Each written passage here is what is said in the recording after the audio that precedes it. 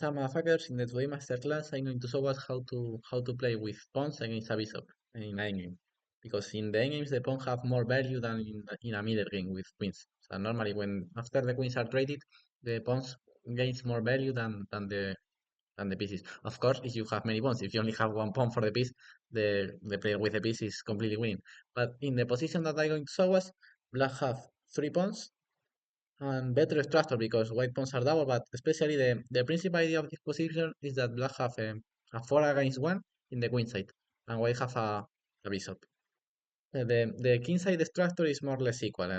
Each pawn f2 and f3 are more or less equal than e7, g7, and e6. So in the king side, the things are more or less equal. But we're going to focus, of course, in the pawns of the queen side. So in this position, black is better. Not This is not a decisive advantage because white have resources to defend the position. But here black is better because just like I told him, the pawns gains more value in the endgame. Apart this pawns have so far advanced the d4 and c4 pawns. So black plan is going to be so simple. Advance the queenside pawns and promote. And it's not only what the machine say. A part of what the machine say, it's always easier to play with the pawn. Well, the majority of the times, it's going to be easier to play with the pawn than with the pieces because, why? Because with the pawns, the plan is so simple. It's just advance the pawns. No more. You didn't need to do more. Just advance the pawns. But with the pieces, you should combine the rook and yes, combine the rook and the bishop. You should decide if you came with the king, if you didn't came with the king, where you attack with the rook, with which pawn you are going to attack. It's not easy to. And with black, it's so simple. It just advance the pawns. So part of what the machine say, the machine say that black is better, it's important to it's important to know how to that the black plan is easier than the white plan. So okay, let's analyze the game. Okay, here that's a good moment because okay, that's the trades are made it, and now comes the first no, yes, the first mistake in the game of Adams. But like I told, the position is not easy. Here, Michael Adams play rook d1 with a mistake. Now we're going to see why because it looks like it's the most natural move. He made that move with the idea of play rook d6, but it's stronger to play rook c1 first. Okay, rook c1 we are attacking the c pawn. For example, rook c8 sorry, looks natural, defending the pawn, and now we are going to game with the king. King f1, a5, king e6, and now if b5, for example, now it's time to play rook d1, and because after king here, now black have not the square before for the king. So that's why now rook d1 was good and the previous move not. For example, if king here, just bishop d6. And if black, of course, we're going to see what happens if black doesn't play b5 because b5 is blockading the b5 square for the king. For example, if black makes a neutral move, just placing pawns on light squares, now it's going to be the same. Rook d1, king c6, rook d6, king b5. It's like like in the game.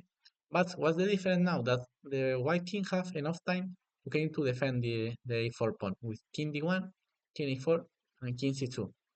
And if king a3, king b1. That's the key idea of why was stronger to play first rook c1, then with the king, and later made the idea of rook d1, rook d6.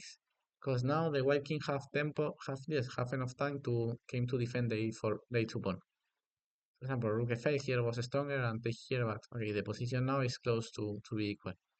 So rook c1 here, very interesting. Of course, to find that over the board is so difficult to understand this idea.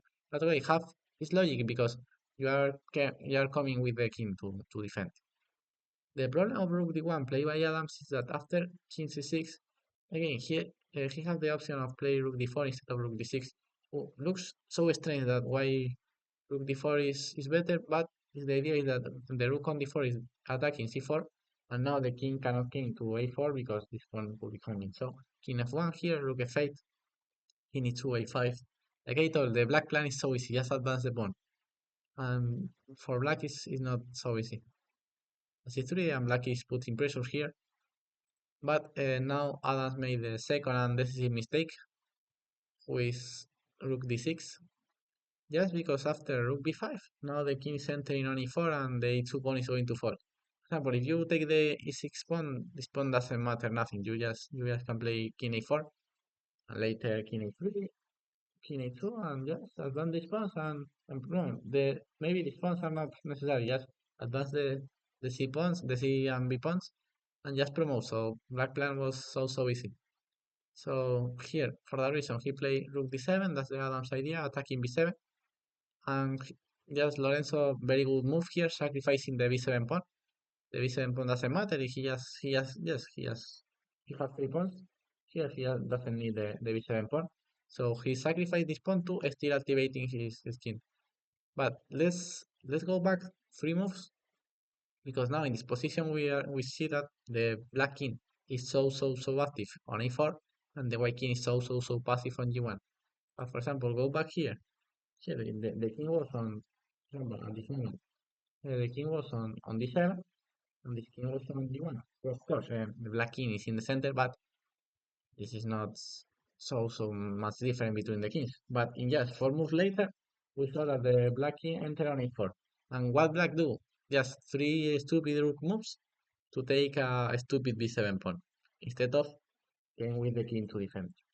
So very bad black plan, just putting the focus more on taking pawns instead of improve his king. And Lorenzo just forgets about the pawns, and he just puts his focus on into activate his king position and advance his pawn, especially into activate his king. So now after king a4, just black is winning. King f1, and now I really like this move by Lorenzo, rook d8. Okay, now the king is active on a4, the pawns are advanced, but now we are going to blockade the d file for the white king. So now the white king can never came to defend the pawns.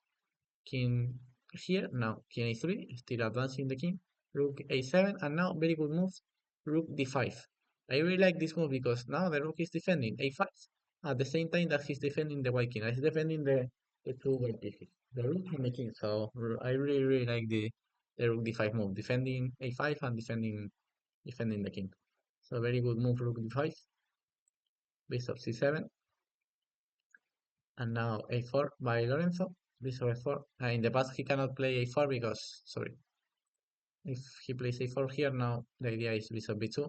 So now he can play because the bishop is on c7 and there are no checks on c1 here. And now c3, very good move.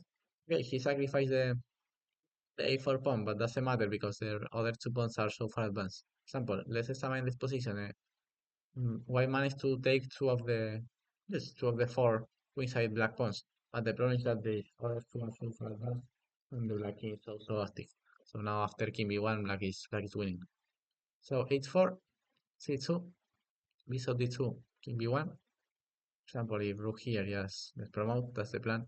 So he should play rook c7 to defend the promotion and just b3. h5, just fixing the pawn and taking space there. That white cannot make nothing, so very good move, h5. Rook d7, and now coming to b7 to defend the b pawn. And after king d4, Adam resign because now king b1 is coming, followed by b2 and c1. So I really like this endgame because first, so as the strength of the pawns in the endgame.